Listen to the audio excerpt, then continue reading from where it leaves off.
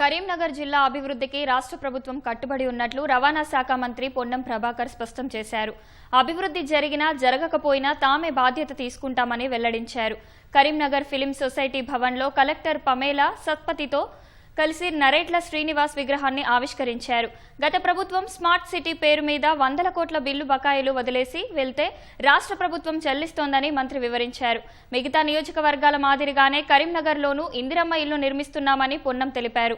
10 ఏళ్లలో ఎన్ని ఇండ్లు నిర్మించారో గత పాలకులు చెప్పాలని డిమాండ్ చేశారు.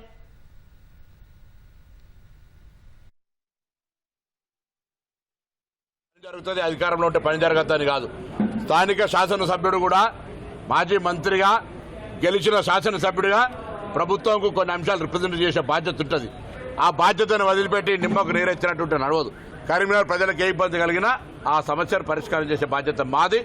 అభివృద్ధి జరిగితే మాదే, అభివృద్ధి జరగకపోతే కూడా మాదే బాధ్యత. మేము తప్పించుకొని పోయేటోళ్ళం కాదు. స్మార్ట్ సిటీ పేరు మీద 100 కోట్ల అప్పులు బిల్లులు పెట్టిపోయారు. వాటి పేమెంట్ చేయించి మిగతా బ్యాలెన్స్ పని చేయించే ప్రయత్నం చేస్తా ఉన్నాం.